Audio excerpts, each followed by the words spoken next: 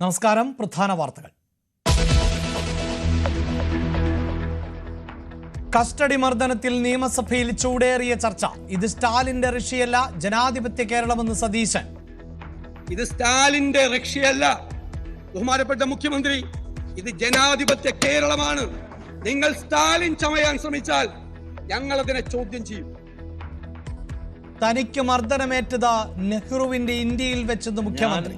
ചെറുപ്പം മുതലേ ഇവിടെ ജീവിക്കുന്നത് സ്റ്റാലിന്റെ റഷ്യയിലായിരുന്നില്ല, ജവഹർലാൽ നെഹ്റു നേതൃത്വം കൊടുത്ത കോൺഗ്രസ് ഭരണത്തിന് കീഴിലായിരുന്നു. 1947 ശേഷം ഏറ്റവും കൂടുതൽ മർദ്ദനത്തിന് ഇരയാകേണ്ടി വന്നത് ഞങ്ങളുടെ സഖാക്കളായിരുന്നു, കമ്മ്യൂണിസ്റ്റുകാരായിരുന്നു. കുറ്റം ചെയ്ത 144 പോലീസുകാരെ പിരിച്ചുവിട്ടെന്ന് പിണറായി. നിയമസഭയ്ക്ക് മുമ്പിൽ അനിശ്ചിതകാല സത്യാഗ്രഹം ആരംഭിച്ച പ്രതിപക്ഷം.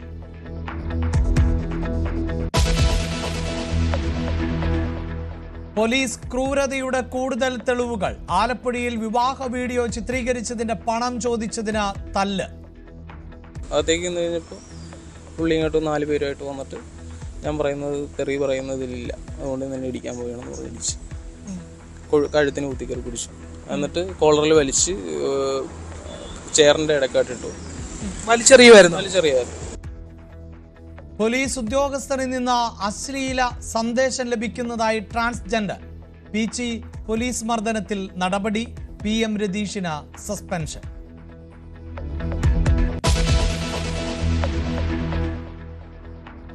PK ഫിറോസിനെതിരെ വീണ്ടും KT Jaleel. Firoz job visa തട്ടിപ്പ് നടത്തുന്നുവെന്ന് ജലീൽ. ഒരു കുറുവാ സംഘത്തിൽ അംഗമായിട്ടുള്ളയാൾ മുസ്ലിം ലീഗ് പോലെയുള്ള ഒരു പാർട്ടിയുടെ നേതൃപദവിയിലൊക്കെ വന്നാലുണ്ടാകുന്ന ഭവിഷ്യത്ത് എന്തായിരിക്കും? ആ പാർട്ടിയെ തന്നെ വിൽക്കില്ലേ?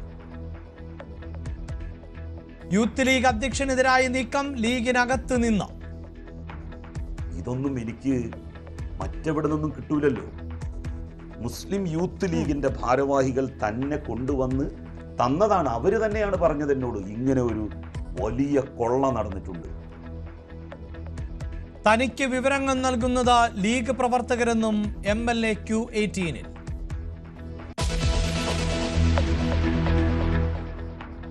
ഇന്ത്യ അമേരിക്ക വ്യാപാര ചർച്ച പുരോഗമിക്കുന്നു. തീരുവ സംഘർഷത്തിനിടയിലെ ചർച്ച ഡൽഹിയിൽ. രൂപയുടെ മൂല്യത്തിൽ പുരോഗതി. സ്വർണ്ണവില സർവകാല റെക്കോർഡിൽ.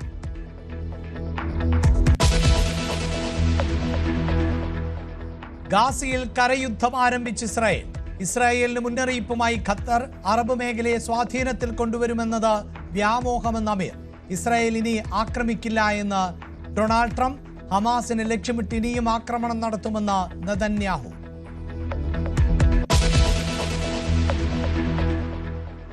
ഹസ്തദാന വിവാദത്തിൽ പാകിസ്ഥാൻ ക്രിക്കറ്റ് ബോർഡിനെ തള്ളി ICC.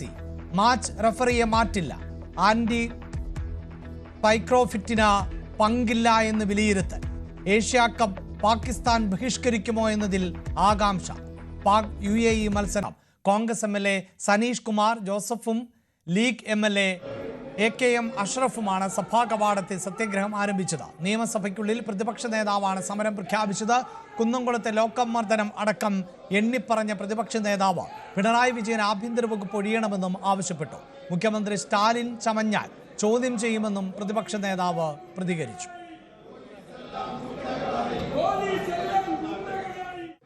മുഖ്യമന്ത്രിയുടെ കയ്യിൽ പരാതി ഉണ്ടല്ലോ. നിങ്ങളുടെ സ്പെഷ്യൽ ബ്രാഞ്ച് എന്താണ്? നിങ്ങളുടെ ഇന്റലിജൻസ് സംവിധാനം നിങ്ങളെ ഇതൊന്നും അറിയിക്കുന്നില്ലെങ്കിൽ ആ ഇന്റലിജൻസ് സംവിധാനം പിരിച്ചുവിടത്.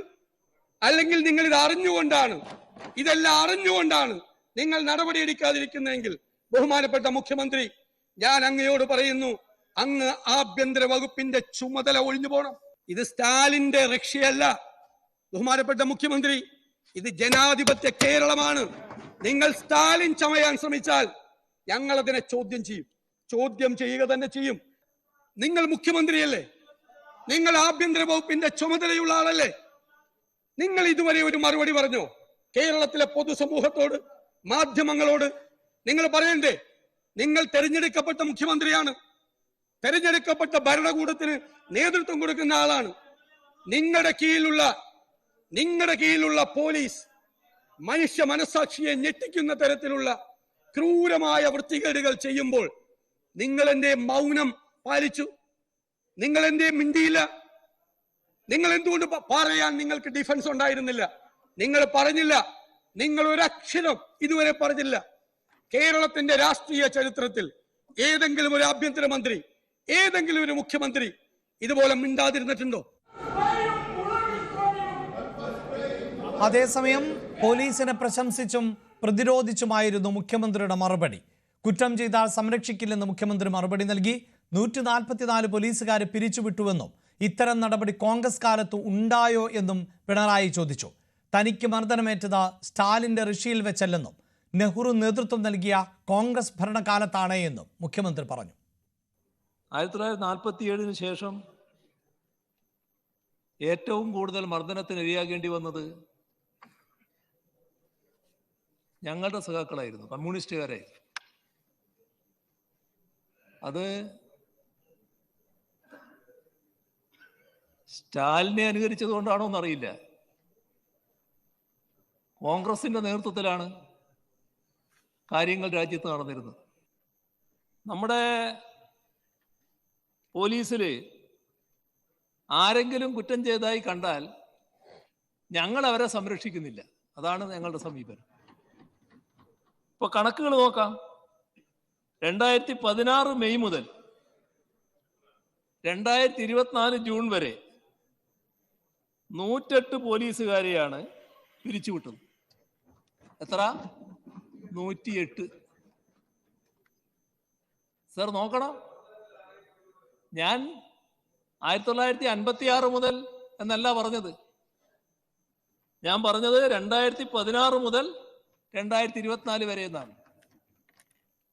അപ്പോ 2024 ജൂൺ വരെ 108 പോലീസുകാരെ സർവീസിൽ നിന്ന് പിരിച്ചുവിടുന്ന നടപടി ഞങ്ങൾ സ്വീകരിച്ചിട്ടുണ്ട്. 2024 ഒക്ടോബർ മുതൽ 2025 സെപ്റ്റംബർ വരെ 36 പോലീസുകാരെ പിരിച്ചുവിട്ടു. അപ്പൊ കഴിഞ്ഞ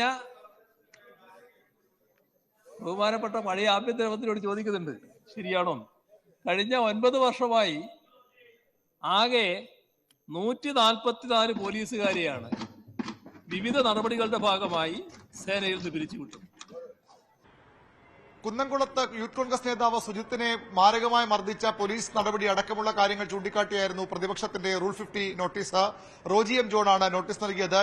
സുജിത്തിനെ മർദ്ദിച്ചത് ഉൾപ്പെടെയുള്ള സംഭവങ്ങളിൽ പോലീസുകാർക്കെതിരെ നടപടിയെടുക്കാത്തതിൽ ഉള്ള പ്രതിഷേധമാണ് നോട്ടീസിലൂടെ പ്രതിപക്ഷം രേഖപ്പെടുത്താൻ ശ്രമിച്ചത്. എന്നാൽ ഇത് കേരളം പൊതുവിൽ വലിയ രീതിയിൽ ചർച്ച ചെയ്ത വിഷയമാണ്. മാധ്യമങ്ങൾ വലിയ രീതിയിൽ ഏറ്റെടുത്ത വിഷയമാണ്. വലിയ സ്പേസ് പത്രങ്ങളും അതുപോലെ തന്നെ വാർത്താ മണിക്കൂറുകൾ ദൃശ്യമാധ്യമങ്ങളും മാറ്റിവെച്ച വിഷയമായതുകൊണ്ട് തന്നെ സഭയും അത് ചർച്ച ചെയ്യട്ടെ നിലപാട് മുഖ്യമന്ത്രി പിണറായി വിജയൻ സ്വീകരിക്കുകയായിരുന്നു. അങ്ങനെ 2 മണിക്കൂർ വിശദമായ ചർച്ചയ്ക്ക് സ്പീക്കർ സമയം അനുവദിച്ചു.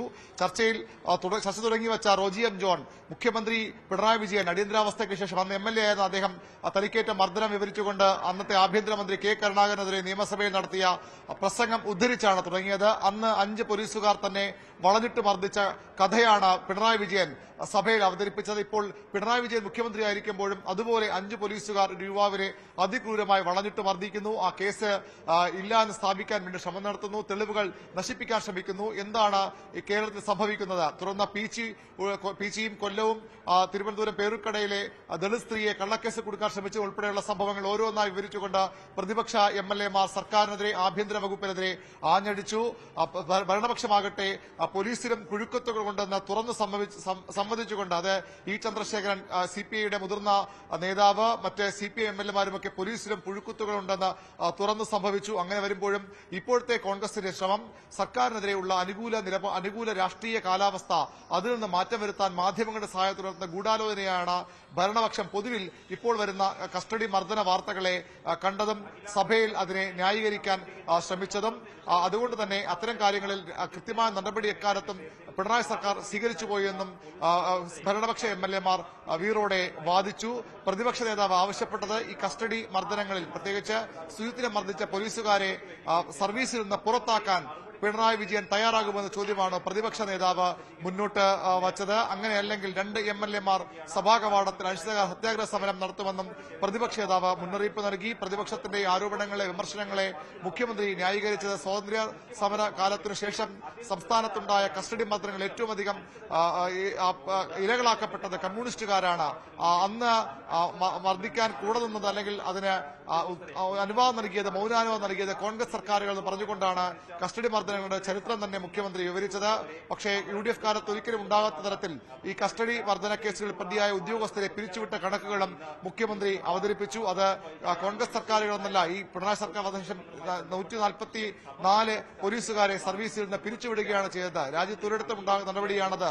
ഈ വിഷയത്തിലും ഇപ്പോഴുള്ള ആരോപണങ്ങളിലും കുറ്റകൃത്യത്തിന്റെ കാഠിന്യം അനുസരിച്ച് പോലീസുകാർക്കെതിരെ നടപടി ഉണ്ടാകുമെന്ന് മുഖ്യമന്ത്രി സഭയ്ക്ക് ഉറപ്പു നൽകി. പക്ഷേ പ്രതിപക്ഷത്തിന് അത് സ്വീകാര്യമായിരുന്നില്ല. ഇപ്പോൾ കുന്നംകുളം കസ്റ്റഡി മർദ്ദനത്തിൽ വളരെ കൃത്യമായി CCTV ദൃശ്യങ്ങളിലൂടെ അതിക്രൂരമായി ഒരു യുവ നേതാവിനെ മർദ്ദിച്ചത് വെളിപ്പെട്ടിട്ടും എന്തുകൊണ്ടാണ് പോലീസുകാരെ സർവീസിൽ സസ്പെൻഡ് ചെയ്യുന്നില്ല എന്ന മാറ്റി നിർത്തുന്ന ചോദ്യമാണ് പ്രതിപക്ഷം ഉന്നയിച്ചത്.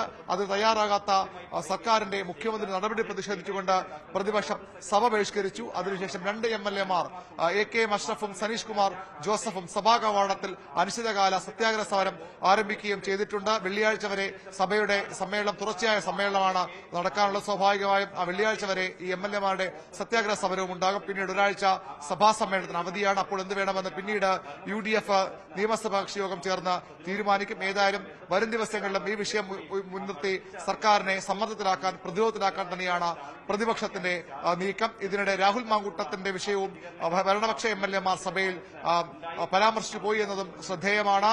ഇത് രാവിലെ വീണ ജോർജാണ് ആദ്യം ചോദ്യോത്തരവേളയ്ക്കിടെ ആ വിഷയം പരാമർശിച്ചത്. പിന്നീട് സേവ്യർ ചിറ്റലപ്പള്ളിയും ഒരു പരിഹാസരൂപേണ വിഷയം കൊണ്ടുവന്നു.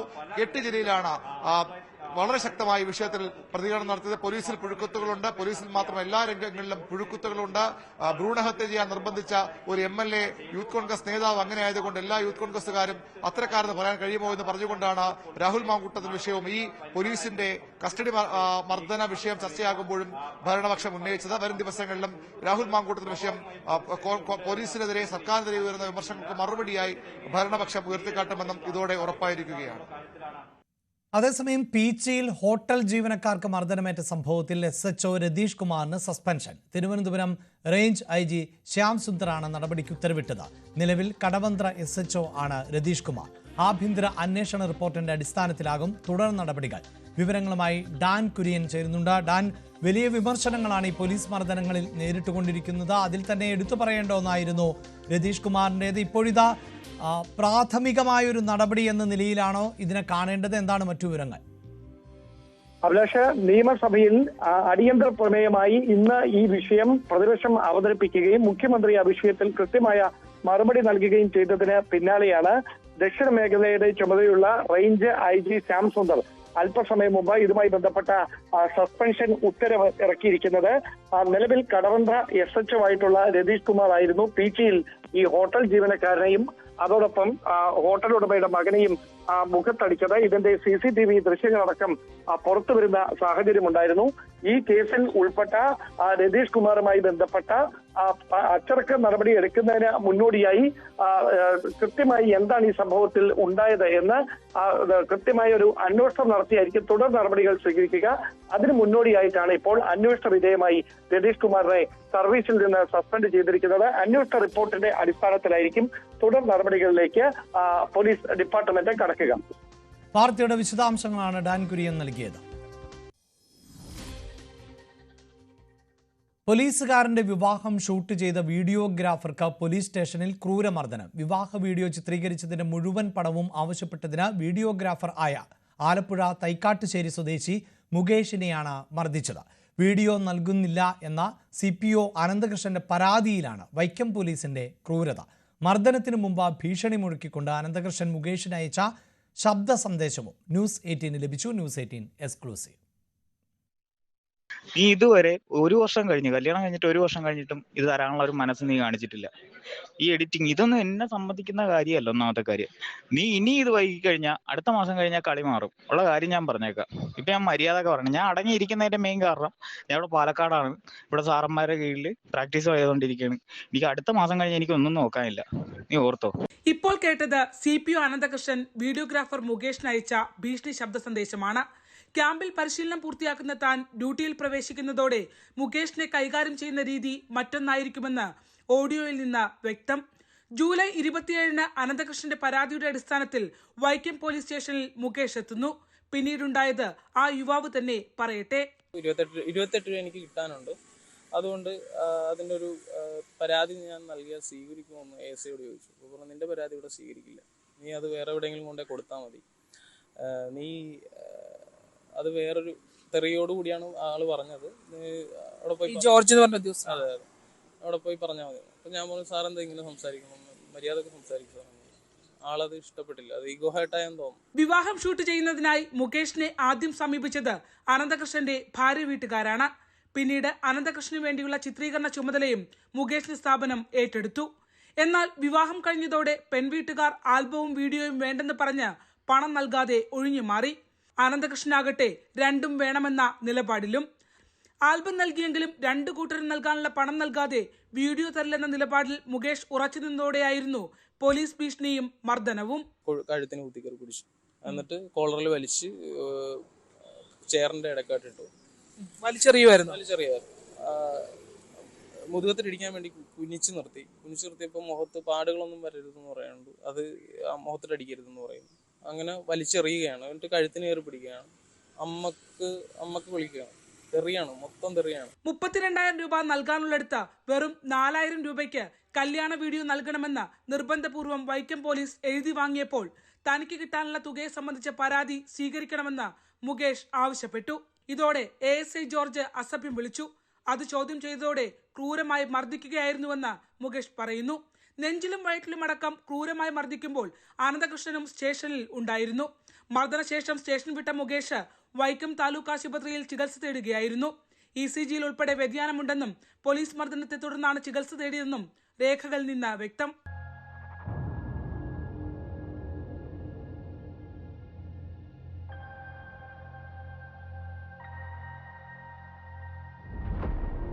പോലീസ് മർദ്ദനങ്ങൾ ഒറ്റപ്പെട്ട സംഭവമാണെന്ന് സർക്കാർ വിശദീകരിക്കുന്നതിനിടയിലാണ് ചെയ്ത ജോലിക്ക് കൂലി ചോദിച്ചതിന്റെ പേരിൽ പോലീസ് മർദ്ദനം ഏൽക്കേണ്ടി വന്ന യുവാവിന്റെ പരാതി ഇപ്പോൾ News 18 പുറത്തു കൊണ്ടുവരുന്നത്.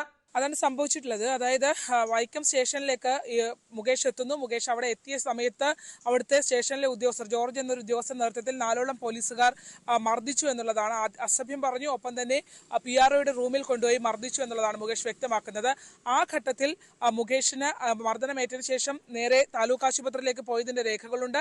അതിനകത്ത് അസോൾട്ട് നടന്നിട്ടുണ്ട് എന്ന് രേഖപ്പെടുത്തിയിട്ടുണ്ട്. മാത്രമല്ല ഹൃദയ സംബന്ധമായ ECGയിൽ വേരിയേഷനും കാണിക്കുന്നുണ്ട്. ആ രീതിയിലുള്ള ഒരു മർദ്ദനം അവിടെ നടന്നിരുന്നു എന്നുള്ളതാണ്. ഒപ്പം തന്നെ ഡിവൈഎസ്പിക്ക് പരാതി നൽകിയ ശേഷം ഡിവൈഎസ്പി ആ പരാതി സ്വീകരിച്ചു എന്ന് പറയുമ്പോൾ പോലും ആ കേസിൽ ഇതുവരെ ഒരു FIRO മറ്റു കാര്യങ്ങളോ രേഖപ്പെടുത്തിയിട്ടില്ല എന്നുള്ളതാണ് മുകേഷ് വ്യക്തമാക്കുന്നത്. അതിനോടൊപ്പം തന്നെ പറയുന്ന മറ്റൊരു പ്രധാനപ്പെട്ട കാര്യമുണ്ട്.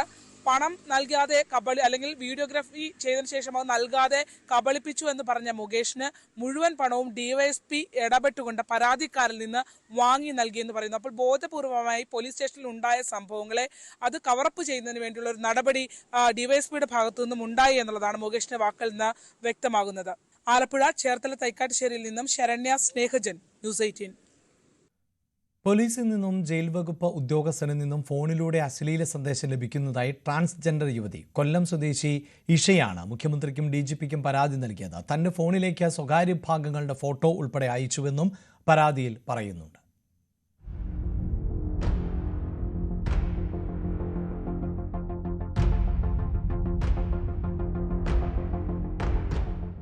നിയമസംരക്ഷണം തേടിയെത്തുന്നവരിൽ നിന്ന് പോലും ദുരനുഭവം നേരിടേണ്ടി വന്നതായാണ് ഇഷയുടെ പരാതി. പരാതികളുമായി പോലീസ് സ്റ്റേഷനുകളിലെത്തുമ്പോൾ തന്റെ നമ്പർ കൈക്കലാക്കി പോലീസുകാർ രാത്രി അശ്ലീല സന്ദേശങ്ങൾ അയക്കുന്നതായും ഇഷ പറയുന്നു. കഴിഞ്ഞ കുറച്ച് നാളുകളായിട്ട് റൂറൽ പരിധിയിൽ നിന്നും അതുപോലെ തന്നെ കൊല്ലം സിറ്റി പരിധികളിൽ നിന്നുമുള്ള പോലീസുകാരുടെ ഭാഗത്തുനിന്ന് മോശമായിട്ടുള്ള കുറേ അനുഭവങ്ങൾ, മോശം മെസ്സേജുകൾ, ലൈംഗിക ചുവയോടുകൂടിയുള്ള സംസാരങ്ങൾ ഒപ്പം തന്നെ ഞാൻ എൻ്റെ ഒരു സ്വകാര്യ പ്രൈവറ്റ് അന്യായവുമായി ബന്ധപ്പെട്ട് പോലീസ് സ്റ്റേഷനുകളിൽ ചെല്ലുമ്പോൾ എൻ്റെ നമ്പർ എടുക്കുകയും എനിക്ക് മോശമായിട്ട് മെസ്സേജുകൾ അയക്കുകയും അതിൻ്റെ വിപരീത ഫലമെന്ന് പറയുന്ന എടുത്തോളം FIR ഇട്ട് എന്നെ മോശമായിട്ട് അവരുടെ കൂടെ സഹകരിച്ചില്ലെങ്കിൽ FIR ഇട്ട് എൻ്റെ ജീവനും സ്വത്തിനും അപകടമാകുന്ന തരത്തിൽ എന്നെ കുടുക്കിക്കളയുമെന്നുള്ളൊരു ഭീഷണിയും ഒക്കെയുണ്ട്. കൊട്ടാരക്കര കോടതിയിൽ രഹസ്യമൊഴി നൽകി മടങ്ങിയെത്തിയതിന് പിന്നാലെ മജിസ്ട്രേറ്റിനെതിരെയും സമാന ആരോപണം ഉന്നയിക്കുന്നു ഇവർ. അവിടുത്തെ ഒരു മജിസ്ട്രേറ്റിൻ്റെ ഭാഗത്തുനിന്നും രാത്രി 12:45 25 ടൈമിൽ എനിക്ക് അവിടെ നിന്നൊരു മോശം മെസ്സേജുകൾ വരികയും ഇത് കോടതിയിൽ വരുമ്പോൾ നമ്മൾ നോ പരിചയം, പിന്നെ തുടർന്നുള്ള ചാറ്റുകളെല്ലാം ഞാൻ നിങ്ങളെ കാണിക്കുന്നതായിരിക്കും. ഡിജിറ്റൽ തെളിവുകൾ സഹിതമാണ് മുഖ്യമന്ത്രിക്കും DGPക്കും ഇഷ പരാതി നൽകിയിരിക്കുന്നത്.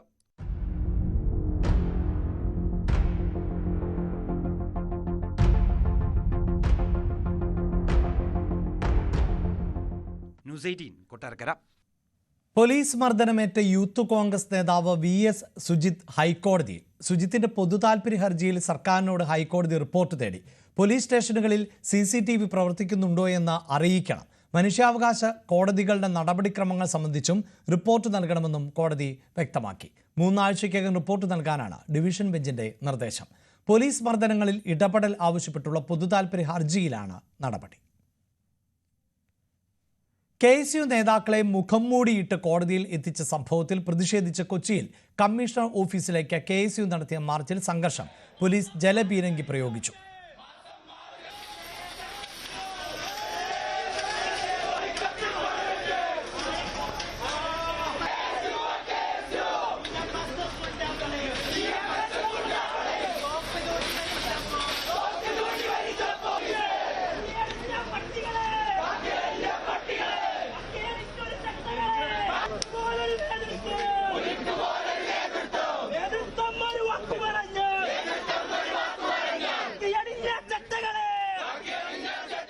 പ്രവർത്തകരെ പോലീസ് അറസ്റ്റ് ചെയ്ത് നീക്കി. Ernakulam DCC president Muhammad Shiyas march ഉദ്ഘാടനം ചെയ്തു. കാക്കി അണിഞ്ഞ് രാഷ്ട്രീയ പണിയെടുക്കുന്നവരാണ് ഇപ്പോഴത്തെ ചില പോലീസുകാരെന്ന് ഷാഫി പറമ്പിൽ MP.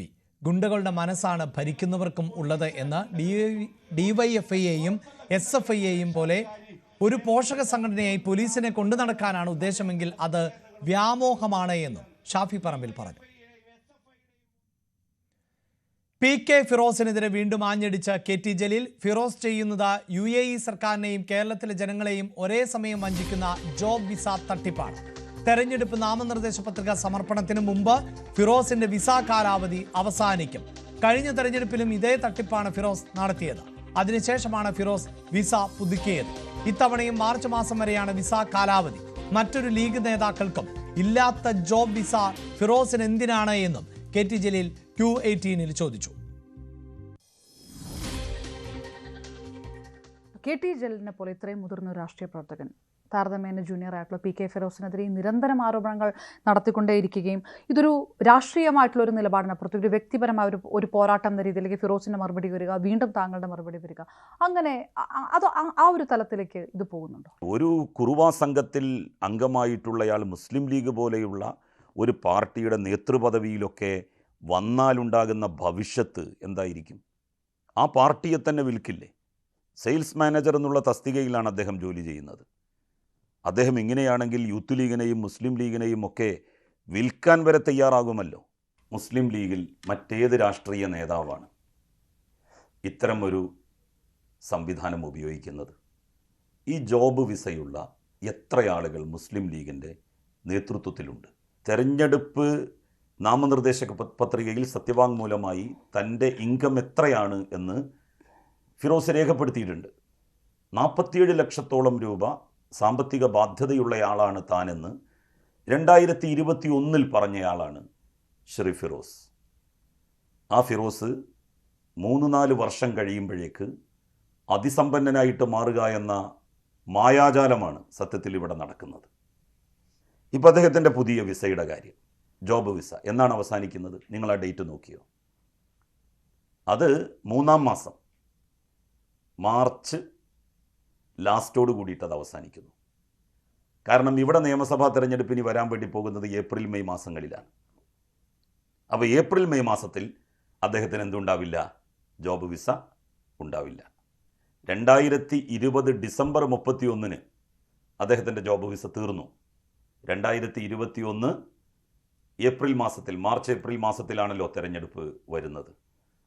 അപ്പോൾ തെരഞ്ഞെടുപ്പ് നാമനിർദ്ദേശ പത്രികയിൽ മറ്റു വല്ല ജോലിയും ഉണ്ടോ എന്ന് ചോദിച്ചാൽ പ്രൊഫഷൻ എന്നുള്ള കോളത്തിൽ അദ്ദേഹം എഴുതിയത് ലോയർ എന്നാണ്. ഈ പ്രാവശ്യം അദ്ദേഹം എന്തെഴുതുമെന്ന് പറയാൻ പറ്റില്ല. കാരണം ഒരു ലോയർ ആയിക്കൊണ്ട് ഇങ്ങനെ വേറൊരു ജോലി അദ്ദേഹത്തിന് വഹിക്കാൻ കഴിയില്ല, ഒരു ശമ്പളക്കാരനാകാൻ സാധിക്കില്ല എന്നാണ് ബാർ കൗൺസിലിൻ്റെ നിയമങ്ങൾ പറയുന്നത്. അപ്പോൾ സ്വാഭാവികമായിട്ടും ബാർ കൗൺസിൽ ഇക്കാര്യത്തിൽ ഇടപെടുമെന്ന് തന്നെയാണ് ഞാൻ പ്രതീക്ഷിക്കുന്നത്. PK ഫിറോസിനെതിരെ പടനീക്കം ലീഗിനകത്ത് തന്നെയെന്നും KT ജലീൽ പറഞ്ഞു. ഫിറോസിനെതിരെ തനിക്ക് എല്ലാ വിവരങ്ങളും തരുന്നത് യൂത്ത് ലീഗുകാർ തന്നെയാണ് എന്നും ധോത്തി ചലഞ്ചിലെ മുണ്ടെടുത്ത് കാണിച്ചുകൊണ്ട് KT ജലീൽ Q18 പ്രതികരിച്ചു. ഫിറോസിന്റെ കൊള്ളരുതായ്മ പരിധി കടക്കുന്നുവെന്ന് ലീഗ് പ്രവർത്തകർക്ക് തന്നെ മനസ്സിലായതുകൊണ്ടാണ് തനിക്ക് വിവരങ്ങൾ നൽകിയത് എന്നും ജലീൽ തുറന്നടിച്ചു.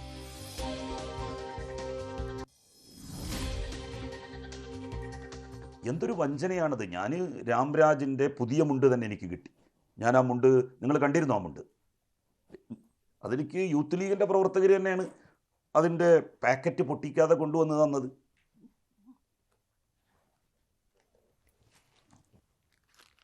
ഇതാണ് ആ മുണ്ട്.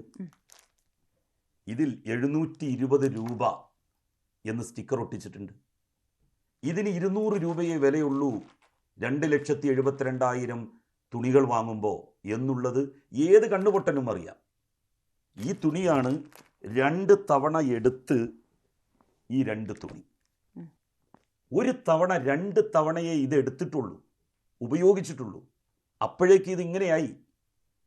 ഇതൊന്നും എനിക്ക് മറ്റെവിടെ നിന്നും കിട്ടൂലല്ലോ. മുസ്ലിം യൂത്ത് ലീഗിൻ്റെ ഭാരവാഹികൾ തന്നെ കൊണ്ടുവന്ന് തന്നതാണ്. അവർ തന്നെയാണ് പറഞ്ഞത് എന്നോട്, ഇങ്ങനെ ഒരു വലിയ കൊള്ള നടന്നിട്ടുണ്ട്. യൂത്ത് ലീഗിൽ നിന്ന് തന്നെയാണ് താങ്കൾക്ക് ഈ വിവരങ്ങളെല്ലാം പിന്നെ കിട്ടുന്നത്. താങ്കളെല്ലാം പറയുന്നു. അപ്പോൾ ഫിറോസിനെതിരെ ലീഗിനകത്ത് ഉയരുന്ന ഒരു രാഷ്ട്രീയ നീക്കങ്ങളുണ്ട്, അതിന് താങ്കൾ കുട പിടിക്കുന്നു ഇന്ന് ഒരു അത് ഒരു നേതാവിന്റെ രാഷ്ട്രീയ ഭാവി പുറത്തു നിന്നുകൊണ്ട് അത് തകർക്കാൻ ശ്രമിക്കുന്നു എന്നുള്ള അല്ല, ഒരിക്കലും അല്ല. ഇങ്ങനെയുള്ള ആളുകൾ ഒരു രാഷ്ട്രീയ പാർട്ടിയിലും വളരാൻ വേണ്ടി പാടില്ല. അത് BJP-യിലാണെങ്കിൽ പോലും. ഞാൻ മുസ്ലിം യൂത്ത് ലീഗിന്റെ മുൻ ജനറൽ സെക്രട്ടറി അല്ലേ, സംസ്ഥാന ജനറൽ സെക്രട്ടറി. ഇപ്പോൾ താങ്കൾ അതിലില്ലല്ലോ. ഇല്ല, ഞാനിരുന്ന കസേരയിലല്ലേ ഫിറോസ് ഇരിക്കുന്നത് ഇപ്പോൾ. അപ്പം ഞാനിരുന്ന കസേരയിൽ ഇരുന്ന ഘട്ടത്തിൽ ഞാൻ അതിനോട് എന്തുമാത്രം കൂറു പുലർത്താൻ വേണ്ടി ശ്രമിച്ചിരുന്നു എന്നുള്ളത് എൻ്റെ ആ കാലത്തുള്ള സഹപ്രവർത്തകർക്കറിയാം. പക്ഷെ ഇപ്പോൾ ഇരിക്കുന്ന ആളുകൾ ചെയ്യുന്ന കൊള്ളരുതായ്മകൾ എല്ലാ സീമകളും ലംഘിച്ച് പോകുമ്പോൾ അതിനെ എതിർക്കേണ്ടത് എൻ്റെ ഒരു ബാധ്യതയാണ് എന്ന് ഞാൻ മനസ്സിലാക്കും. KT ജലീലുമായി അപർണ കുറുപ്പ് നടത്തിയ പ്രത്യേക അഭിമുഖം Q18 ഇന്ന് രാത്രി 8:30 കാണാം. മലയാളം സർവകലാശാല ഭൂമി ഏറ്റെടുക്കൽ UDF സർക്കാരിന്റെ കാലത്തല്ല എന്ന് ആവർത്തിച്ച PK ഫിറോസ്. വിദ്യാഭ്യാസ മന്ത്രിയായിരുന്ന രവീന്ദ്രനാഥ് ഭൂമി കൊള്ളയ്ക്ക് കൂട്ടുനിന്നില്ല. ഇതോടെ KT ജലീലിനെ ഉന്നത വിദ്യാഭ്യാസ വകുപ്പ് മന്ത്രിയാക്കാൻ മലബാറിലെ കൊള്ളസംഘം ശ്രമം തുടങ്ങി. 100% സുതാര്യമായ ഇടപാടാണ് ധോത്തി ചലഞ്ചിലേത് എന്നും ഫിറോസ് വ്യക്തമാക്കി. ആഗോള അയ്യപ്പ സംഗമത്തിൽ പ്രതിനിധികളുടെ എണ്ണം കുറയ്ക്കാൻ സ്ക്രീനിംഗ്. 4864 പേർ ഓൺലൈനായി രജിസ്റ്റർ ചെയ്തതിനാൽ ആദ്യം വന്ന 3000 അപേക്ഷകൾ അംഗീകരിക്കും. രജിസ്റ്റർ ചെയ്തവരിൽ തുടർച്ചയായി 3 തവണ ശബരിമല ദർശനം നടത്തിയവർക്ക് മുൻഗണനയുണ്ടാകുമെന്നും Devaswom board president PS Prasad പറഞ്ഞു. ആഗോള അയ്യപ്പ സംഗമത്തിൽ പങ്കെടുക്കാൻ ഓൺലൈനായി ആകെ രജിസ്റ്റർ ചെയ്തിരിക്കുന്നത് 4864 പേരാണ്. ഇതിൽ ആദ്യം രജിസ്റ്റർ ചെയ്ത 3000 പേർക്കായിരിക്കും പങ്കെടുക്കാൻ അവസരം ലഭിക്കുക. അതോടൊപ്പം 500 പേരെ ദേവസ്വം ബോർഡ് നേരിട്ടും ഈ അയ്യപ്പ സംഗമത്തിലേക്ക് ക്ഷണിച്ചിട്ടുണ്ട്. അങ്ങനെ ആകെ 3500 പേരായിരിക്കും ഔദ്യോഗികമായി ആഗോള അയ്യപ്പ സംഗമത്തിന്റെ ഭാഗമാകുകയെന്നാണ് ദേവസ്വം ബോർഡിന്റെ ഭാഗത്ത് നിന്ന് ലഭിക്കുന്ന വിവരങ്ങൾ. എടുത്തു പറയേണ്ട കാര്യം, ഡൽഹി ലഫ്റ്റനന്റ് ഗവർണർ, അതോടൊപ്പം തമിഴ്നാട്, ആന്ധ്രാപ്രദേശ്, തെലങ്കാന എന്നീ സംസ്ഥാനങ്ങളിലെ മന്ത്രിമാർ ഉൾപ്പെടെയുള്ളവർ ഈ സംഗമത്തിന്റെ ഭാഗമാകുന്നുണ്ട് എന്നതാണ് ശ്രദ്ധേയമായിട്ടുള്ള കാര്യം. തെലങ്കാന മുഖ്യമന്ത്രി ഉൾപ്പെടെയുള്ളവരെ ഈ സംഗമത്തിലേക്ക് ക്ഷണിച്ചിരുന്നു. പക്ഷേ അദ്ദേഹം എത്തുന്ന കാര്യത്തിൽ ഇപ്പോഴും ഒരു തീരുമാനം ഉണ്ടായിട്ടില്ല. എന്തായാലും ഇതുമായി ബന്ധപ്പെട്ട് ഉയർന്നുവരുന്ന വിവാദങ്ങളിൽ അടക്കം കൃത്യമായ നിലപാട് പറഞ്ഞിരിക്കുകയാണ് ദേവസ്വം ബോർഡ് പ്രസിഡന്റ്. ദേവസ്വം ബോർഡിന്റെ ദൈനംദിന പ്രവർത്തനങ്ങളെ ബാധിക്കുന്ന തരത്തിലേക്ക് കോടതിയുടെ ഭാഗത്തുനിന്നുണ്ടാകുന്ന പല പരാമർശങ്ങളും തങ്ങൾക്ക് വേദനയുണ്ടാക്കുന്നു എന്ന് തന്നെ തുറന്നു പറഞ്ഞിരിക്കുകയാണ് ദേവസ്വം ബോർഡ് പ്രസിഡന്റ് ശബരിമലയിലെ ദർശനത്തെ സംബന്ധിച്ചായാലും ശബരിമലയിലെ സമർപ്പണത്തിനെ സംബന്ധിച്ചായാലും ഒരു ഒരു ഒരു വല്ലാത്തൊരു പേടിയായി മാറുകയാണ്. അങ്ങനെ ഒരു പേടി സ്വപ്നത്തിലേക്ക് പോയാൽ നമുക്ക് എങ്ങനെ ഒരു അമ്പലം കൊണ്ടുപോകാൻ സാധിക്കും, അതിന്റെ ദൈനംദിന ഭരണങ്ങൾ എങ്ങനെ കൊണ്ടുപോകാൻ സാധിക്കും എന്നൊരു ആശങ്കയും ഒരു വിഷമവും ഞങ്ങൾക്കുണ്ട്. അതേസമയം രാഷ്ട്രീയമായി വ്യക്തിഹത്യ ചെയ്യാനുള്ള ബോധപൂർവമായ നീക്കം ചില കേന്ദ്രങ്ങളിൽ നിന്ന് ദേവസ്വം ബോർഡ് പ്രസിഡന്റിനും അംഗങ്ങൾക്കുമെതിരെ നടക്കുന്നുവെന്നും Devaswom board president PS Prashanth മാധ്യമങ്ങളോട് പ്രതികരിച്ചു. ഒരു കാര്യം ഉറപ്പാണ്, ആഗോള അയ്യപ്പ സംഗമം സർക്കാരിന്റെ ഒരു പ്രസ്റ്റീജ് ഇഷ്യൂ ആയി തന്നെയാണ് ഈ ആഴ്ച അവസാനം പമ്പയിൽ വെച്ച് നടക്കാൻ പോകുന്നത്. മറ്റ് രാഷ്ട്രീയ പാർട്ടികൾ ഈ വിഷയത്തോട് തുടർന്ന് എന്ത് നിലപാട് സ്വീകരിക്കുമെന്നതാണ് ഇനി ശ്രദ്ധേയമായിട്ടുള്ള കാര്യം. കന്നിമാസ പൂജകൾക്കായി ശബരിമല നട തുറന്നു. വൈകിട്ട് 5 മണിക്ക് തന്ത്രി കണ്ഠരര് മഹേഷ് മോഹനരുടെ സാന്നിധ്യത്തിൽ മേൽശാന്തി അരുൺകുമാർ നമ്പൂതിരിയാണ് നട തുറന്ന് ദീപം തെളിയിച്ചത്.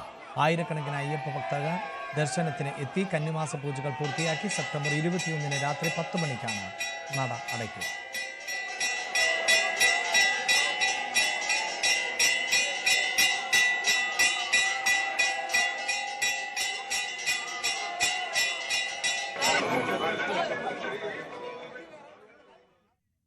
ഇടവേള. വാർത്തകൾ തുടരുന്നു. താരിഫ് യുദ്ധത്തിൽ ഇന്ത്യയുമായി ചർച്ചയാകാം എന്നുള്ള നിലപാടിലേക്കെത്തിയ അമേരിക്ക ഡൽഹിയിലേക്ക് പ്രതിനിധിയെ അയച്ചു. US ചീഫ് നെഗോഷിയേറ്റർ ബ്രണ്ടൻ ലിഞ്ചാണ് അമേരിക്കയെ പ്രതിനിധീകരിക്കുന്നത്. റഷ്യയിൽ നിന്ന് എണ്ണ വാങ്ങുന്നതിൽ അമേരിക്ക ഇടപെടില്ല എന്നാണ് സൂചന. എന്നാൽ അമേരിക്കയിൽ നിന്നുള്ള ഇറക്കുമതി നിലപാട് മയപ്പെടുത്തിയെങ്കിലും ചില ഡിമാൻഡുകൾ ഇന്ത്യക്ക് മുന്നിൽ വെച്ചുവെന്നാണ് റിപ്പോർട്ടുകൾ. വിവരങ്ങളുമായി അഭിലാഷ് രാധാകൃഷ്ണനാണ് ഇപ്പോൾ ചേരുന്നത്. അഭിലാഷ്, ഒരു ഇടവേളയ്ക്ക് ശേഷം ചർച്ചകൾ പുനരാരംഭിക്കുന്ന സാഹചര്യം ഉണ്ടാകുന്നു. അമേരിക്കയും ഇന്ത്യയും തമ്മിലുള്ള ബന്ധം അത് പുനരാരംഭിക്കുന്ന സാഹചര്യത്തിലേക്കാണോ എത്തുന്നത്? അഭിലാഷ്, താരിഫ് യുദ്ധത്തിൽ അമേരിക്ക ഇന്ത്യയുമായിട്ടുള്ള ഒരു നിലപാടിൽ, ഇന്ത്യക്കെതിരായിട്ടുള്ള നിലപാടിൽ ആ നിലപാട് മയപ്പെടുത്തുന്നു എന്നുള്ളതിൻ്റെ സൂചന തന്നെയാണ് ഇപ്പോൾ അമേരിക്കയുടെ US നെഗോഷിയേറ്ററായിട്ടുള്ള ബ്രണ്ടൻ ലിഞ്ച് ന്യൂഡൽഹിയിൽ എത്തിയത്. ഇപ്പോൾ ഇന്ന് ചർച്ച നടക്കുകയാണ്, ഒറ്റ ദിവസത്തെ ചർച്ചയാണ് നടക്കുന്നത്. ഇതിൽ റഷ്യയുമായിട്ടുള്ള റഷ്യയിൽ നിന്ന് ഇന്ത്യ എണ്ണ വാങ്ങുന്നതിൽ കടുത്ത നിലപാടായിരുന്നു നേരത്തെ അമേരിക്ക എടുത്തിരുന്നെങ്കിൽ ഇത്തവണത്തെ ചർച്ചയിൽ അക്കാര്യത്തെപ്പറ്റി സംസാരിക്കുന്നില്ല എന്നുള്ളതാണ് ഇപ്പോൾ അമേരിക്കയുടെ നിലപാട്. പക്ഷേ അമേരിക്ക ഈ റഷ്യൻ എണ്ണ ഇന്ത്യ അതിനൊപ്പം തന്നെ മറ്റൊരു കാര്യം കൂടെ ആവശ്യപ്പെട്ടിരുന്നത് അമേരിക്കൻ കാർഷിക ഉൽപ്പന്നങ്ങളും അതുപോലെ തന്നെ അവിടുത്തെ ഡയറി ഉൽപ്പന്നങ്ങളും ഇന്ത്യയിൽ ധാരാളമായി ഇറക്കുമതി ചെയ്യണമെന്നായിരുന്നു അമേരിക്കയുടെ ആവശ്യം. പക്ഷേ ഇന്ത്യയുടെ കർഷകരെ സംബന്ധിച്ച് ഇങ്ങനെ ഒരു നീക്കത്തിലേക്ക് ഇന്ത്യ എത്തിയാൽ, അതായത് അമേരിക്കയിൽ നിന്ന് ഡയറി അതുപോലെ കാർഷിക ഉൽപ്പന്നങ്ങൾ ഇന്ത്യയിൽ ഇറക്കുമതി ചെയ്താൽ വലിയ രീതിയിലുള്ള ദുരിതമായിരിക്കും പിന്നീട് ഇന്ത്യയിലെ കർഷകർക്കുണ്ടാവുക. ഇന്ത്യൻ കർഷകരുടെ ഉൽപ്പന്നങ്ങൾ ഇന്ത്യൻ വിപണിയിൽ വിറ്റഴിക്കാത്ത ഒരു സാഹചര്യത്തിലേക്ക് പോകും.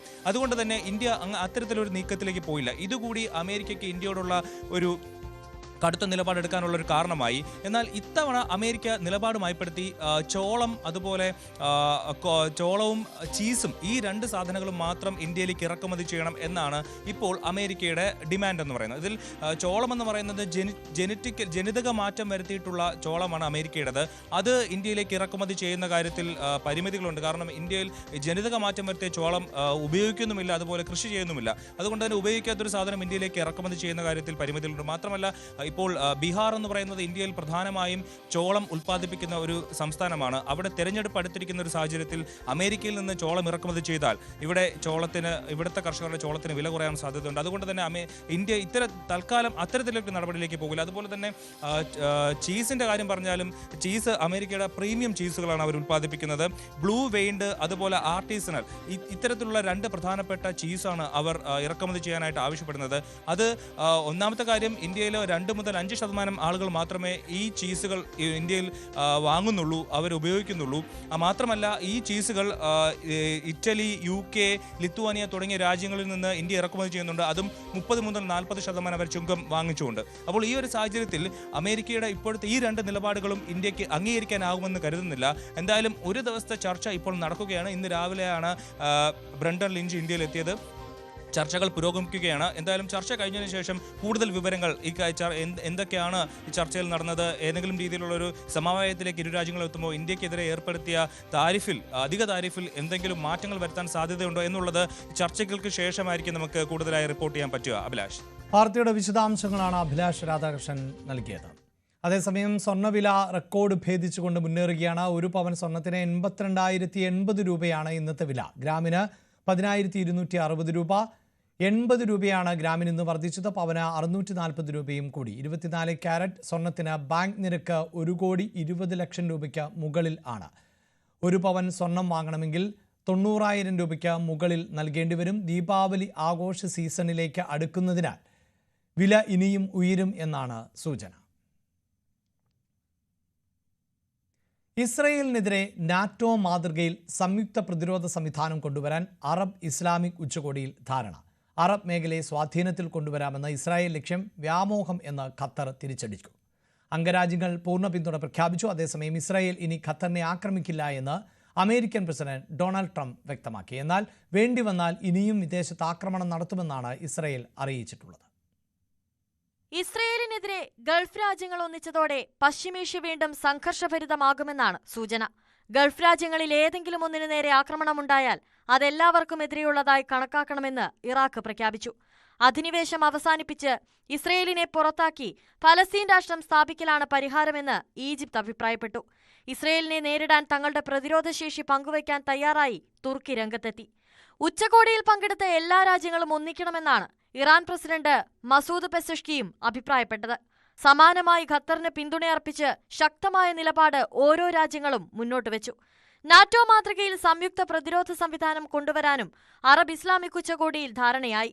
അതേസമയം ഇസ്രയേൽ ഇനി ഖത്തറിനെ ആക്രമിക്കില്ലെന്ന് US പ്രസിഡന്റ് ഡൊണാൾഡ് ട്രംപ് പറഞ്ഞു. പ്രധാനമന്ത്രി നെതന്യാഹു ഉറപ്പു നൽകിയെന്നാണ് അവകാശവാദം. ഒപ്പം ദോഹയിൽ നടന്ന ആക്രമണം നേരത്തെ അറിഞ്ഞിരുന്നുവെന്ന റിപ്പോർട്ടുകളും ട്രംപ് തള്ളി. And a lot of people don't know that. But he won't be hitting Qatar. Hamas said they're going to use the 20 hostages as human shields. They're going to bring them up from the dark tunnels, and they're going to put them in the line of fire so that if Israel goes forward, they're going to die. എന്നാൽ തങ്ങൾക്ക് ഭീഷണിയായ Hamas നേതാക്കളെ വധിക്കാൻ വേണ്ടി വന്നാൽ വിദേശത്തും ആക്രമണം നടത്തുമെന്നാണ് ഇസ്രയേലിന്റെ പ്രഖ്യാപനം. ഹമാസിനെതിരെ യുഎസും നിലപാട് കടുപ്പിച്ച് രംഗത്ത് വന്നു. ഉടൻ എല്ലാ ബന്ദികളെയും മോചിപ്പിക്കണമെന്നാണ് ഡൊണാൾഡ് ട്രംപിന്റെ ട്രൂത്ത് സോഷ്യൽ വഴിയുള്ള താക്കീത്. അതേസമയം ദോഹയിലെ ആക്രമണത്തിന് ശേഷമുണ്ടായ സംഘർഷ സാഹചര്യത്തിൽ സമാധാന ശ്രമങ്ങളും പ്രതിസന്ധിയിലാണ്. ലോകശക്തികൾ പരസ്പരം രാഷ്ട്രീയ വടംവലി നടത്തുമ്പോൾ ഗാസയിലെ ആകെ മരണസംഖ്യ ഇന്ന് 64,871 പിന്നിട്ടു. News desk, news 18. വിവിധ സംസ്ഥാനങ്ങളിൽ മഴക്കെടുതി അതിരൂക്ഷമാണ്. ഉത്തരാഖണ്ഡിലെ ഡെറാഡൂണിൽ മേഘവിസ്ഫോടനത്തെ തുടർന്ന് തംസ നദി കരകവിഞ്ഞ് ഒഴുകുകയാണ്. തപകേശ്വര മഹാദേവ ക്ഷേത്രം പൂർണ്ണമായും വെള്ളത്തിൽ മുങ്ങി. മാണ്ടിയിൽ ഒരു കുടുംബത്തിൽ 3 പേർ മരണപ്പെട്ടു. 2 പേരെ കാണാനില്ല. കാലാവസ്ഥാ വകുപ്പ് മേഖലയിൽ റെഡ് അലർട്ട് പ്രഖ്യാപിച്ചിരിക്കുകയാണ്. മണിക്കൂറിൽ 87 കിലോമീറ്റർ വരെ വേഗതയിൽ കാറ്റ് വീശുമെന്ന് മുന്നറിയിപ്പുണ്ട്. ജമ്മു കാശ്മീരിൽ കനത്ത മഴയിൽ അടുത്തിടെ നിർമ്മാണം പൂർത്തിയാക്കിയ കൊട്രാൻഗ ഖവാസ് റോഡ് തകർന്നിരുന്നു. റിയാസ് ജില്ലയിൽ പലയിടത്തും വെള്ളക്കെട്ട് രൂക്ഷമാണ്. മണിപ്പൂരിൽ കനത്ത മഴയെ തുടർന്ന് 5 ജില്ലകളിലെ വിദ്യാഭ്യാസ സ്ഥാപനങ്ങൾക്ക് ഉൾപ്പെടെ അവധി തുടരുകയാണ്. കൃഷി വകുപ്പ് പ്രിൻസിപ്പൽ സെക്രട്ടറി ബി അശോകിന്റെ സ്ഥലം മാറ്റത്തിൽ സർക്കാരിന് വീണ്ടും തിരിച്ചടി. അശോകിനെ ഉദ്യോഗസ്ഥ ഭരണ പരിഷ്കാര വകുപ്പിലേക്ക് സ്ഥലം മാറ്റിയ ഉത്തരവാണ് കേന്ദ്ര അഡ്മിനിസ്ട്രേറ്റീവ് ട്രൈബ്യൂണൽ സ്റ്റേ ചെയ്തത്. അശോകിനെ KTDFC ചെയർമാനായി സ്ഥലം മാറ്റിയത് കഴിഞ്ഞയാഴ്ച ട്രൈബ്യൂണൽ സ്റ്റേ ചെയ്തിരുന്നു. സ്ഥലം മാറ്റം ചോദ്യം ചെയ്ത അശോക് സമർപ്പിച്ച ഹർജിയിൽ കേന്ദ്ര അഡ്മിനിസ്ട്രേറ്റീവ് ട്രൈബ്യൂണൽ വാദം കേൾക്കാനിരിക്കെയായിരുന്നു ഇന്നലെ വീണ്ടും സ്ഥലം മാറ്റിയത്. കൃഷിവകുപ്പ് പ്രിൻസിപ്പൽ സെക്രട്ടറി ബി അശോകിനെ സ്ഥലം മാറ്റിയ തീരുമാനം കേന്ദ്ര അഡ്മിനിസ്ട്രേറ്റീവ് ട്രിബ്യൂണൽ സ്റ്റേ ചെയ്തിരിക്കുകയാണ്. സർക്കാരിന് വീണ്ടും തിരിച്ചടിയായിരിക്കുകയാണ്. കഴിഞ്ഞ ദിവസം രാത്രിയാണ് മുഖ്യമന്ത്രിയുടെ കീഴിലുള്ള P&ARDയിലേക്ക് പ്രിൻസിപ്പൽ സെക്രട്ടറിയായി ബി അശോകിനെ സ്ഥലം മാറ്റം ഉത്തരവ് ലഭിച്ചത്. സെപ്റ്റംബർ 17 മുതൽ പ്രാബല്യത്തിൽ വരുമെന്നായിരുന്നു റിപ്പോർട്ടിലുണ്ടായിരുന്നത്. അതേസമയം നേരത്തെ തന്നെ KTDFCയിലേക്ക് സ്ഥലം മാറ്റിയതുമായി ബന്ധപ്പെട്ടുള്ള ഹർജി കോടതി പരിഗണിക്കാനിരിക്കവെയാണ് കേന്ദ്ര അഡ്മിനിസ്ട്രേറ്റീവ് ട്രിബ്യൂണൽ പരിഗണിക്കാനിരിക്കെയാണ് ഈ ഒരു സ്ഥലമാറ്റം കൂടി അടിയന്തരമായി ഉണ്ടായത്. അത് ചോദ്യം ചെയ്ത് ബി അശോക് കേന്ദ്ര അഡ്മിനിസ്ട്രേറ്റീവ് ട്രിബ്യൂണലിനെ സമീപിച്ചിരുന്നു.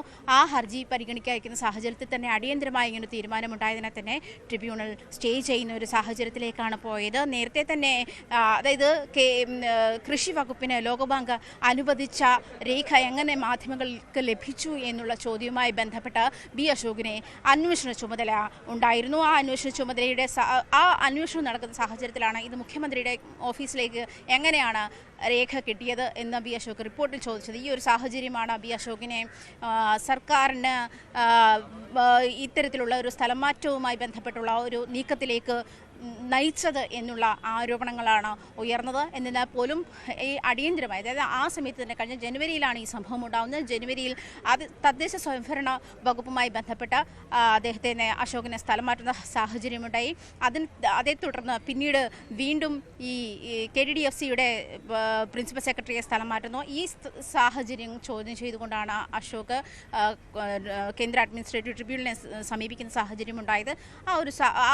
അങ്ങനത്തെ സ്ഥലം മാറ്റം നിയമവിരുദ്ധമാണ് എന്ന് കാണിച്ചുകൊണ്ടാണ് ഹർജി നൽകിയിരിക്കുന്നത്. അത് ഗവർണർക്കാണ് അതിനുള്ള അധികാരമുള്ളത്. സർക്കാരിന് പ്രിൻസിപ്പൽ സെക്രട്ടറിയെ സ്ഥലം മാറ്റാനുള്ള അധികാരമില്ല എന്ന് കാണിച്ചായിരുന്നു ബി അശോകിൻ്റെ ഹർജി. അത് പരിഗണിക്കാനിരിക്കേണ്ട അടിയന്തരമായി ഇന്നലെ PNARD ഡിപ്പാർട്ട്മെൻറ്റിലേക്ക് അശോകിനെ സ്ഥലം മാറ്റുന്ന സാഹചര്യമുണ്ടായത്. അതാണ് ഇപ്പോൾ വീണ്ടും കൃഷി വകുപ്പ് പ്രിൻസിപ്പൽ സെക്രട്ടറിയെ തന്നെ ബി അശോക് തുടരണമെന്നുള്ള നിർദ്ദേശമാണ് കേന്ദ്ര അഡ്മിനിസ്ട്രേറ്റീവ് ട്രിബ്യൂണൽ വിധിച്ചിരിക്കുന്നത്. വീണ്ടും അശോകിൻ്റെ ഹർജി പരിഗണിക്കാൻ മാറ്റിവെച്ചിരിക്കുകയാണ്. ഇടപ്പള്ളി മണ്ണൂത്തി ദേശീയപാതയിൽ ടോൾ പിരിവിന് അനുമതിയില്ല. ഹർജി പരിഗണിച്ച ഹൈക്കോടതി പൊതുതാൽപര്യം സംരക്ഷിക്കുകയാണ് ലക്ഷ്യമെന്ന് വ്യക്തമാക്കി. ജനങ്ങളെ പരീക്ഷിക്കരുത് എന്നും കോടതി വ്യക്തമാക്കി.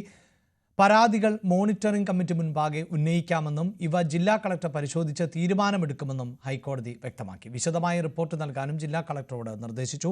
പ്രശ്നം കണ്ടെത്തിയ 18 ഇടങ്ങളിൽ 13 ഇടങ്ങളിലും ഏറെക്കുറെ പരിഹാരം കണ്ടെത്താനായി എന്നാണ് കളക്ടറുടെ റിപ്പോർട്ട്. ഈ റിപ്പോർട്ട് പൂർണ്ണമല്ല എന്നും കോടതി പറഞ്ഞു.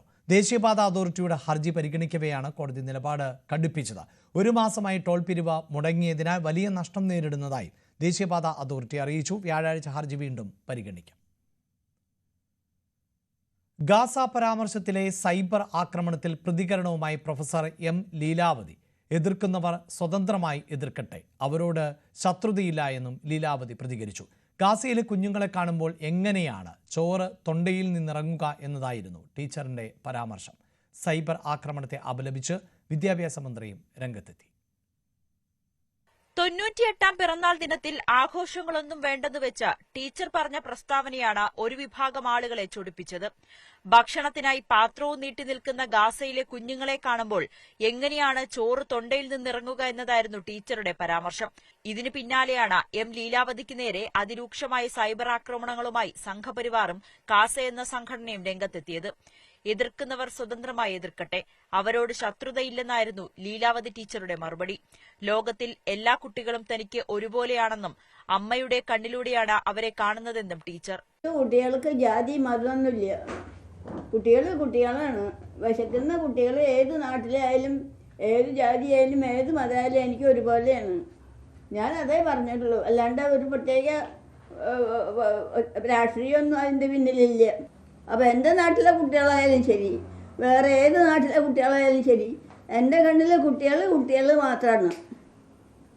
ഞാൻ ഒരു അമ്മയുടെ കണ്ണുകൊണ്ടാണ് അവരെ നോക്കുന്നത്. മതത്തിൻ്റെയോ ജാതിയുടെയോ വർണ്ണത്തിൻ്റെയോ ഒന്നും പശ്ചാത്തലം അതിലില്ല. എതിർക്കുന്നവരെ സ്വതന്ത്രമായിട്ട് എതിർത്തോട്ടെ, എനിക്കൊരു വിരോധമില്ല. എത്രയോ എതിർപ്പുകളെ ഞാൻ നേരിട്ടിട്ടുണ്ട്. ടീച്ചർക്ക് ഐക്യദാർഢ്യവുമായി വിദ്യാഭ്യാസ മന്ത്രി ശിവൻകുട്ടിയും രംഗത്തെത്തി. ഒരു മനുഷ്യസ്നേഹിയുടെ നന്മ നിറഞ്ഞ ഹൃദയത്തിൽ നിന്നും വരുന്ന വാക്കുകളാണിത്. ഇതിനെ നിന്ദ്യമായ ഭാഷയിൽ സൈബർ ലോകത്ത് ആക്രമിക്കുന്നവരുടെ പ്രവൃത്തി കേരളത്തിന്റെ സാംസ്കാരിക മൂല്യങ്ങളെയും നന്മയെയും ചോദ്യം ചെയ്യുന്നതാണെന്നും ശിവൻകുട്ടി ഫേസ്ബുക്കിൽ കുറിച്ചു. ന്യൂസ് 18 കൊച്ചി. കാസർഗോഡ് ബന്തെടുക്കയിൽ 10ാം ക്ലാസ് വിദ്യാർത്ഥിനിയെ കിടപ്പുമുറിയിൽ തൂങ്ങി മരിച്ച നിലയിൽ കണ്ടെത്തി. Kundamkuzhi government higher secondary school വിദ്യാർത്ഥിനി ദേവികയാണ് മരിച്ചത്. സംഭവത്തിൽ പേടകം പോലീസ് അസ്വാഭാവിക മരണത്തിന് കേസെടുത്ത് അന്വേഷണം ആരംഭിച്ചിട്ടുണ്ട്. ബന്തെടുക്ക സ്വദേശിനിയും 10ാം ക്ലാസ് വിദ്യാർത്ഥിനിയുമായ ദേവികയെയാണ് മരിച്ച നിലയിൽ കണ്ടെത്തിയത്. സാരിയിൽ കെട്ടിത്തൂങ്ങിയ നിലയിലായിരുന്നു മൃതദേഹം. രാവിലെയാണ് കിടപ്പുമുറിയിൽ മൃതദേഹം കണ്ടെത്തിയത്. Kundamkuzhi government higher secondary school വിദ്യാർത്ഥിനിയാണ്. അസ്വാഭാവിക മരണത്തിന് പോലീസ് കേസെടുത്തു. സംഭവത്തിൽ ബേഡകം പോലീസ് വിശദമായ അന്വേഷണം നടത്തുന്നുണ്ട്. ദേവികയുടെ പിതാവ് നേരത്തെ മരിച്ചിരുന്നു. പോസ്റ്റ്മോർട്ടത്തിന് ശേഷം മൃതദേഹം ബന്ധുക്കൾക്ക് കൈമാറും. ബാലസംഘം ബന്തടുക്ക വില്ലേജ് പ്രസിഡന്റായിരുന്നു ദേവിക. ന്യൂസ് 18 കാസർഗോഡ്. കൊല്ലത്ത് കന്യാസ്ത്രീയെ മരിച്ച നിലയിൽ കണ്ടെത്തി.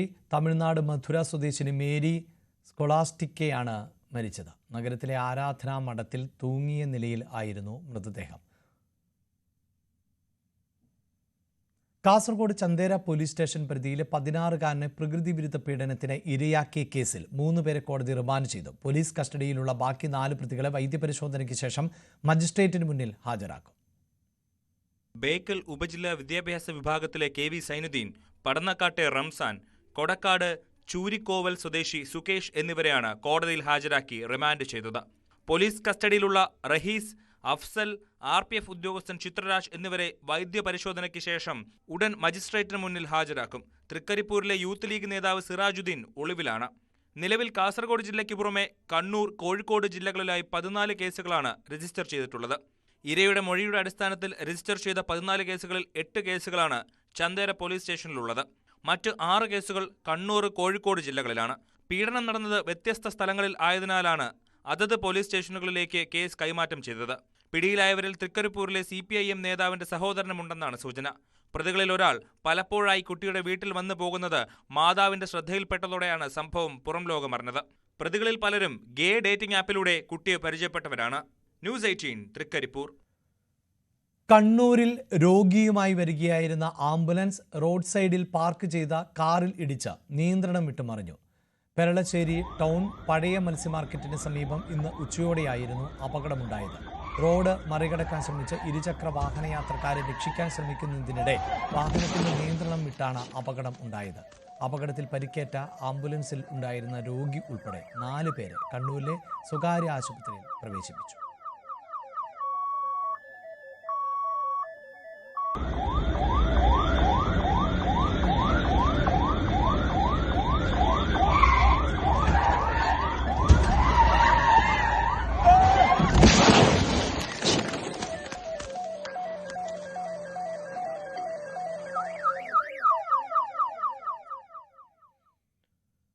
മലപ്പുറം കാവുങ്ങലിൽ 5 വാഹനങ്ങൾ കൂട്ടിയിടിച്ച അപകടം. 3 ബസും 2 കാറുമാണ് കൂട്ടിയിടിച്ചത്.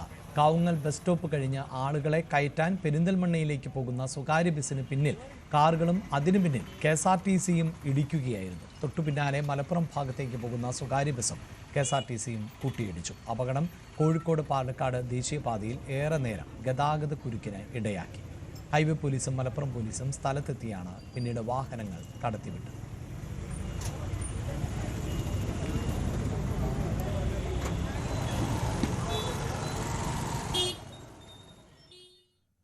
മലപ്പുറം പെരിന്തൽമണ്ണ മണ്ണാർമലയിൽ ഇറങ്ങിയ പുലിയെ പിടികൂടാത്തതിൽ പ്രതിഷേധം. നാട്ടുകാർ പെരിന്തൽമണ്ണ മണ്ണാർമലമാട് റോഡ് ഉപരോധിച്ചു. പോലീസും പ്രതിഷേധക്കാരും തമ്മിൽ ഉന്തും തള്ളും ഉണ്ടായി. 3 ദിവസത്തിനകം പുലിയെ പിടികൂടാൻ നടപടിയെടുക്കുമെന്ന ഉറപ്പിലാണ് പ്രതിഷേധം അവസാനിപ്പിച്ചത്. ഇന്നലെ രാത്രിയും പുലി ഇറങ്ങിയതോടെ ആശങ്കയിലാണ് നാട്ടുകാർ.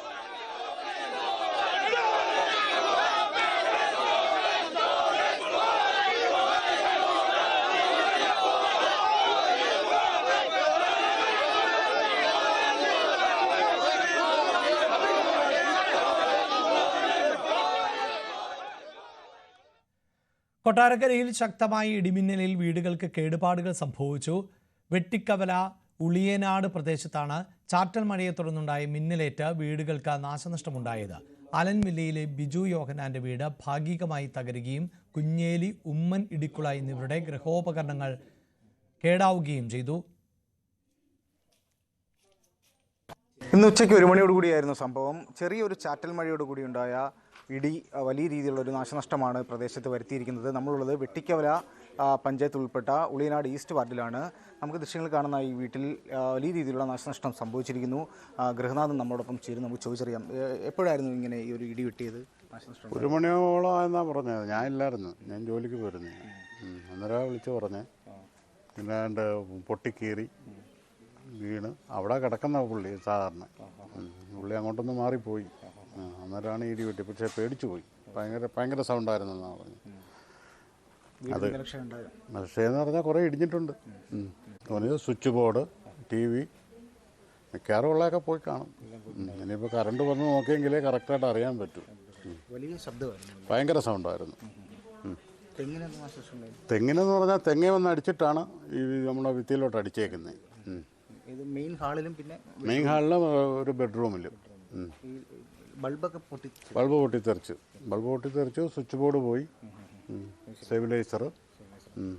തൊട്ടടുത്ത ബെഡ്റൂമിലേക്ക് പോയ സമയത്താണ് ഇവിടെ ഇടിച്ച് ആ ഒരു ഭാഗം പൊട്ടിത്തെറിച്ച് ബൾബ്, സ്റ്റെബിലൈസർ, പിന്നെ തൊട്ടപ്പുറത്തെ ബെഡ്റൂമിൽ ഇദ്ദേഹം കിടന്നതായ ആ ബെഡ്റൂമിലെ സ്വിച്ച് സംവിധാനങ്ങൾ, ലൈറ്റുകളെല്ലാം പൊട്ടിത്തെറിച്ചതായി അറിയാൻ കഴിയും. പിന്നെ വീടിന് പുറത്തു വന്നപ്പോൾ വീടിൻ്റെ ഷെയ്ഡും ഭാഗികമായി തകർന്നിട്ടുണ്ട്. ചേർന്ന് നിൽക്കുന്ന ഒരു വലിയ ആ തെങ്ങ് പരിപൂർണമായി തകർന്നു. അതിനകത്ത് അത് പൊട്ടിക്കീറി അതിനകത്തൂടെ തെങ്ങിൻ്റെ ചോറ് കൃത്യമായി നമുക്ക് കാണാൻ കഴിയും. ശേഷമാണ് ഇവിടെ വന്നതിന് ശേഷം പിന്നെ ഇപ്പോൾ അന്വേഷിച്ചപ്പോൾ തൊട്ടടുത്ത 2 വീടുകളിലെയും ഗൃഹോപകരണങ്ങൾ ഭാഗികമായി തകർന്നതായിട്ടാണ് അറിയാൻ കഴിഞ്ഞത്. എന്തായാലും ജീവന് ഭീഷണിയില്ലാത്തൊരു സാഹചര്യം നമുക്കുണ്ടായതിലാണ് നമുക്ക് ഏറ്റവും വലിയ സന്തോഷം. ബന്ധപ്പെട്ട റവന്യൂ ഡിപ്പാർട്ട്മെൻറ്റ് വില്ലേജ് ഓഫീസറെ അറിയിച്ചിരുന്നു. പോലീസ് ഡിപ്പാർട്ട്മെൻറ്റ് DYSP അറിയിച്ച് അങ്ങനെ പോലീസ് ഡിപ്പാർട്ട്മെൻറ്റ് വന്നിരുന്നു. പഞ്ചായത്തുമായി ബന്ധപ്പെട്ട് LSTD AE വന്ന് കൃത്യമായി റിപ്പോർട്ട് എടുത്ത് പോയിട്ടുണ്ട്. എല്ലാം വളരെ ഇമ്മീഡിയറ്റായി തന്നെ ഡിപ്പാർട്ട്മെൻറ്റ് ഉദ്യോഗസ്ഥരെല്ലാം തന്നെ എത്തിച്ചേർന്നിട്ടുണ്ട്. ശരിക്കും അപ്രതീക്ഷിതമായുണ്ടായ വലിയൊരു ഇടിയാണ് ഇത്തരത്തിലുള്ള നാശനഷ്ടം വരുത്തിയിരിക്കുന്നത്. Vineesh, news 18 Kottarakkara. Asia cup ഹസ്തദാന വിവാദത്തിൽ പാക് ക്രിക്കറ്റ് ബോർഡിന്റെ ആവശ്യം തള്ളിയ അന്താരാഷ്ട്ര cricket council match referee Andy പെക്രോഫ്റ്റിനെ മാറ്റില്ല. വിവാദത്തിൽ റഫറിക്ക് പങ്കില്ല എന്നാണ് വിലയിരുത്തൽ. ടൂർണമെന്റിന്റെ മാച്ച് റഫറി ആൻഡി പെക്രോഫ്റ്റിനെ ഒഴിവാക്കിയില്ല എങ്കിൽ ഏഷ്യാ കപ്പിലെ ശേഷിക്കുന്ന മത്സരങ്ങൾ ബഹിഷ്കരിക്കുമെന്നായിരുന്നു പാകിസ്ഥാൻ ക്രിക്കറ്റ് ബോർഡ് അധ്യക്ഷൻ മുഹസിൻ നഖ്വിയുടെ ഭീഷണി. ഞായറാഴ്ച നടന്ന മത്സരത്തിന് മുന്നോടിയായി ടോസിന് ശേഷം ഇന്ത്യ പാക് ടീമുകളുടെ നായകർ ഹസ്തദാനം ചെയ്യാതെ മൈതാനം വിടുകയായിരുന്നു. കളിക്കളത്തിലെ ഇത്തരമൊരു സാഹചര്യത്തിന് മാച്ച് റഫറി ആൻഡി പെക്രോഫ്റ്റ് ആണ് ഉത്തരവാദി എന്ന് ആരോപിച്ച് PCB പരാതി നൽകിയിരുന്നു. ഇതോടെ റഫറിയെ മാറ്റിയില്ല എങ്കിൽ ടൂർണമെന്റ് ബഹിഷ്കരിക്കുമെന്ന നിലപാടിൽ പാകിസ്ഥാൻ ഉറച്ചു നിൽക്കുമോ എന്നതും കണ്ടറിയണം.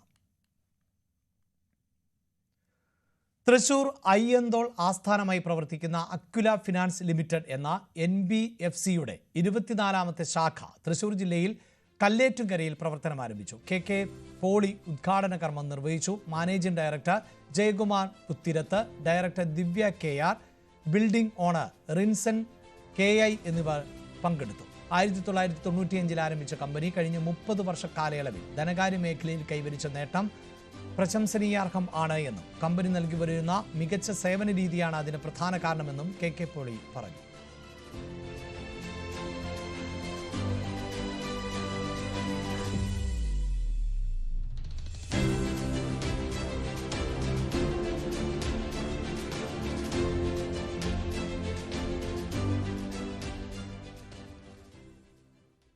സ്വർണ്ണംവെള്ളി നിരക്കുകൾ. കവിത ഗോൾഡ് ആൻഡ് ഡയമണ്ട്സ് ഇന്നത്തെ സ്വർണം വെള്ളി നിരക്കുകൾ നിങ്ങൾക്കായി സമർപ്പിക്കുന്നത് Kavitha gold and diamonds, the versatile jewellery. സ്വർണം ഗ്രാമിന് 10,260, പവൻ 82,080, 18 ക്യാരറ്റ് ഗ്രാമിന് 8,500, പവൻ 68,000, വെള്ളി ഗ്രാം 141, കിലോ 1,41,000 രൂപ. കവിത ഗോൾഡ് ആൻഡ് ഡയമണ്ട്സ് ഇന്നത്തെ സ്വർണം വെള്ളി നിരക്കുകൾ നിങ്ങൾക്കായി സമർപ്പിച്ചത് Kavitha gold and diamonds, the versatile jewellery. Live at 6 പൂർണ്ണമാവുകയാണ്. ഇടവേളയ്ക്ക് ശേഷം പ്രൈം ഡിബേറ്റിൽ അപർണ കുറുപ്പ് ചേരും. നമസ്കാരം.